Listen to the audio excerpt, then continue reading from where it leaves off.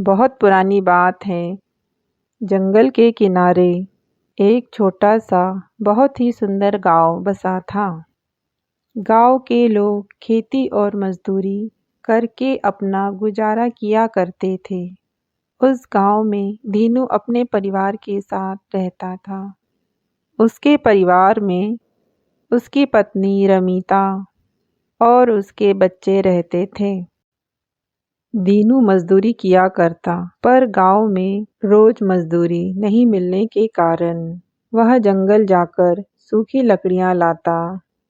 दीनू कभी हरे पेड़ों पर कुल्हाड़ी नहीं चलाता था।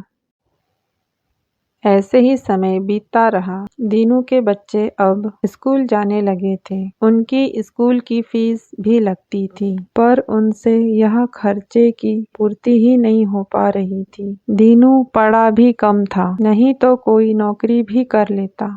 एक दिन रमीता दीनू से कहती है, ऐसा कब तक चलेगा?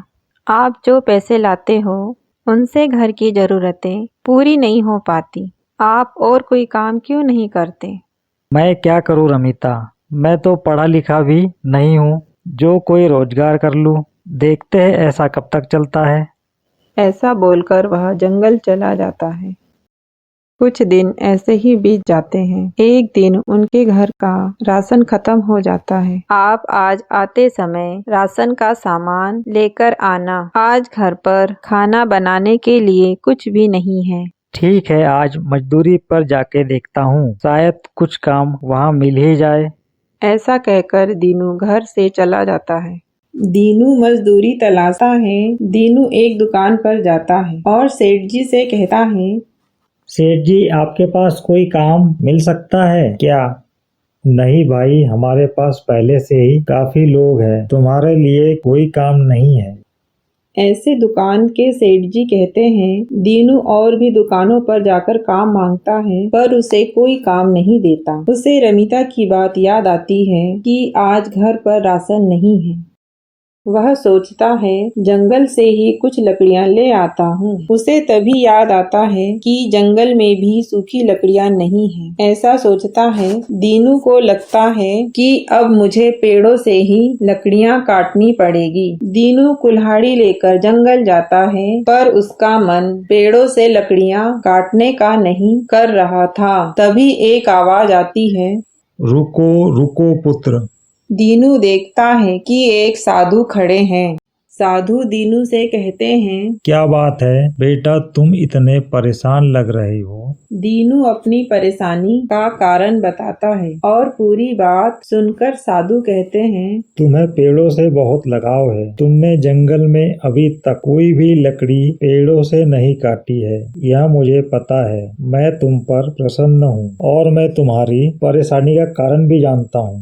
बाबा, आपको पहले से ही सब पता था? हाँ बेटा, मुझे सब पहले से ही पता था। मैं तुम्हें एक गाय देता हूँ जो तुम्हारी जरूरत के हिसाब से मनचाहा दूध देगी। तुम उससे कितना भी दूध निकाल सकते हो। आपकी बड़ी कृपा है साधु बाबा, पर एक बात ध्यान रखना, इस गाय को कभी भी सूखी घास मत खिलाना, नहीं तो यह दूध देना बंद कर देगी। जी बाबा, मैं ऐसा ही करूँगा। ऐसा कहकर साधु वहाँ से चले जाते हैं। दीनू गाय लेकर अपने घर चला जाता है। दीनू के साथ गाय देखकर रमीता कहती है, आपको आज राशन का सामान लाने को कहा था, आप गाय लेकर आए। हमारे पास खुद के खाने का ठिकाना नहीं है, हम इसे क्या खिलाएंगे?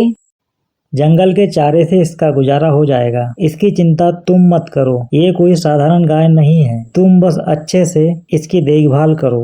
गाय है तो बड़ी सुंदर, पर आप लाए कहाँ से? आपके पास तो पैसे भी नहीं हैं, फिर कहाँ से लाए?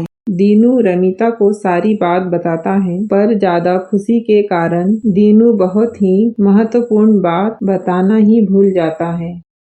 अगले दिन दीनू दूध लेकर बाजार जाता है। अच्छा दूध होने के कारण उसका सारा दूध बिक जाता है। दीनू घर आता है और रमीता से कहता है, रमीता, आज तो कमाल हो गया। हम पूरे महीने में जितना नहीं कमाते थे, उतना आज एक दिन में हमने कमा लिया है।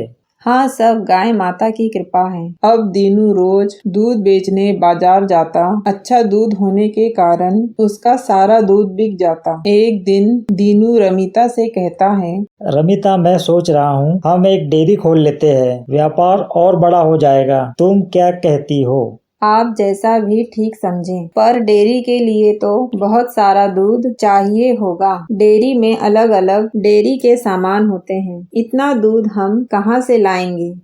वो सब गाय माता पर छोड़ दो।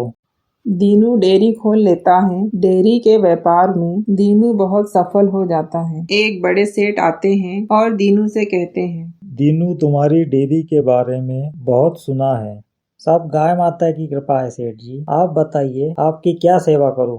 दीनू, मैं तुम्हें एक बड़ा ऑर्डर देना चाहता हूं। क्या तुम इसे पूरा कर सकते हो? आप कहिए तो सेठ जी, कितना बड़ा ऑर्डर है, मैं उसे पूरा कर दूंगा। सेठ जी दीनू को ऑर्डर देकर चले जाते हैं। इसी तरह से दीनू खूब मेहनत करता है और डेयरी के व्यापार में बहुत सफल हो जाता है।